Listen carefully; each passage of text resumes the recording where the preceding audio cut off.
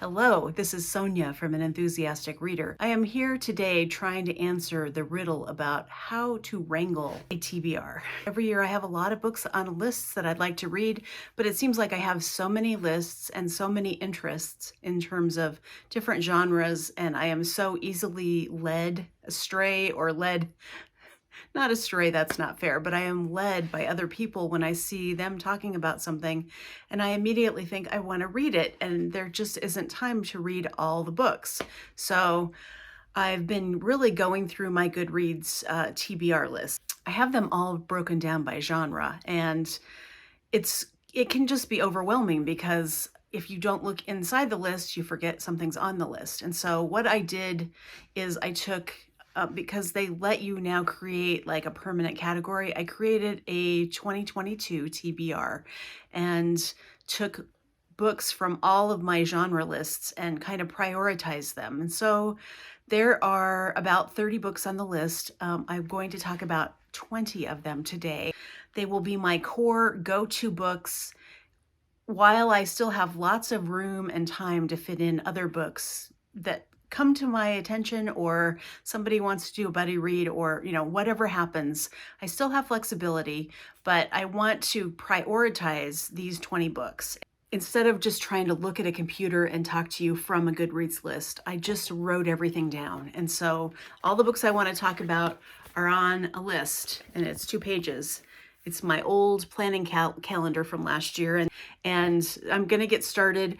The list is going to be presented to you in terms of publication date.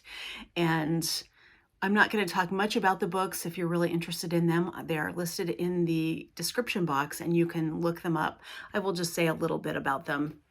But I hope to actually read them and then be able to talk to you about them further after I've read them. So let's get started. That was a good couple minutes of an intro. The first book that is on my list, published in 1921, is Vera by Elizabeth von Arnim, and I'm going to be reading that as a buddy read with Britta Bowler, and I'm excited about that because I haven't done a buddy read with Britta before, and we kind of collaborated back and forth looking at our lists to see where there was some overlap, and we both decided that that would be a good book to read. So I will be starting that actually this week.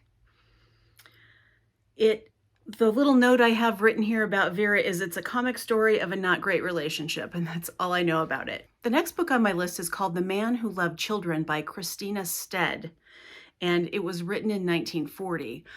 I've been very intimidated to read this book. I don't know why, if it's just reputationally that I think I won't be able to understand it, or it's written in such a weird format, or if it's completely conventional and I have just got it twisted in my head what it is. But I do know it's not pleasant, and it's about a very unhappy family. So I also know that Jonathan Franzen lists it as one of his all-time favorite novels, and so I figure, hey, maybe that will give me some insight into the way that he writes about families. We'll see. So that's the next one on my list. The next book is called Eustace and Hilda by J.P. Hartley. It was written in 1947, and it's 3 novels bound together, and it's over 800 pages, and it is about a brother and sister and their relationship throughout their lives. I know there's war involved, and I don't know much else about it. I have on here a book by Mary Stewart called This Rough Magic.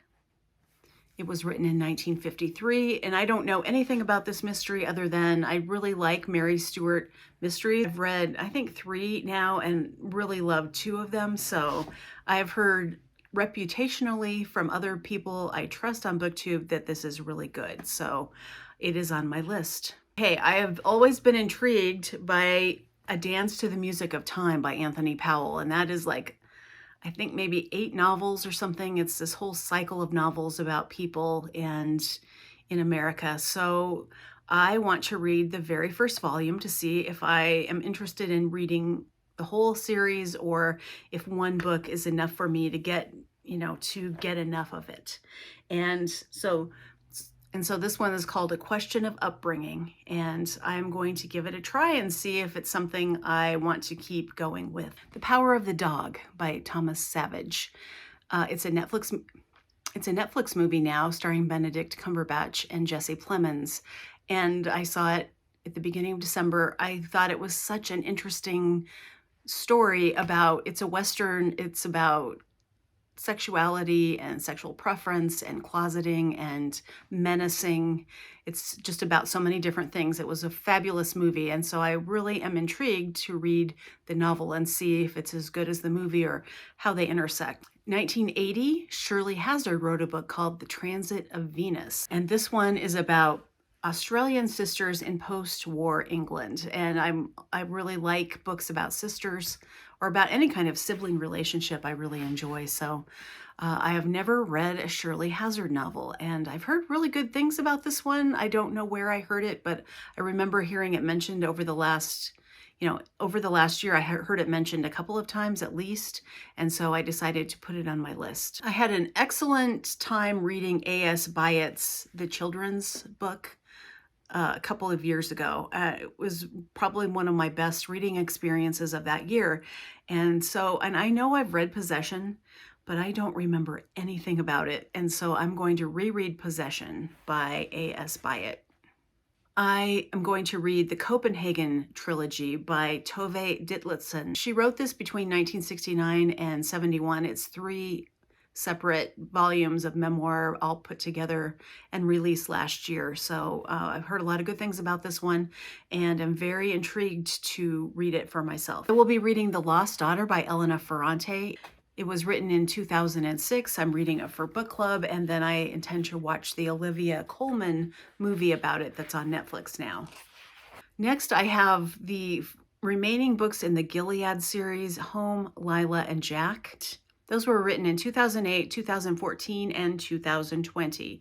And because I had such a great experience with Gilead and I really enjoyed the characters, the way it was written, the elegy, the reminiscence, nostalgia, fear for the future, all of the things that were in Gilead, I would like to see how they play out in the final 3 books of the series. I keep hearing from everyone I like and love on BookTube about Deborah Levy, and I have never read any book by her, and so I would like to try reading her memoir that's in a trilogy, and the first one is called Things I Don't Know. It was written in 2013, and so it's quite short, and I wanted to see if I like her writing style. I've heard so many people talking about her.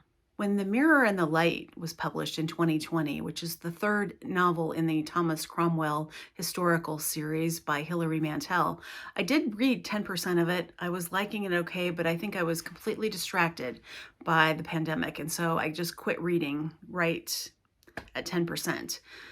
So I would like to remedy that this year and finish reading, and well, probably starting all over again and reading the entire novel, because I truly did love the first 2 books. I thought they were some of the best books I've ever read, and I want to see how it all comes out, even though I basically know how it all comes out. In 2021, The Love Songs of W.E.B. DuBois was published, written by Honoree, Fanonne, Jeffers. And I've heard nothing but really good things about this. It's quite long. It comes in at 816 pages, and I think I will start reading it this month and see if I can read it by the end of next month. Finally, I have 2 arcs to read. One is called Ancestor Trouble, A Reckoning and Reconciliation by Maud Newton. That's hard to say. It comes out in March, and I have been following Maud on Twitter for many years and reading her newsletter. She has written a book that's a memoir. It's a family memoir about her parents, and about, well, it's about the deep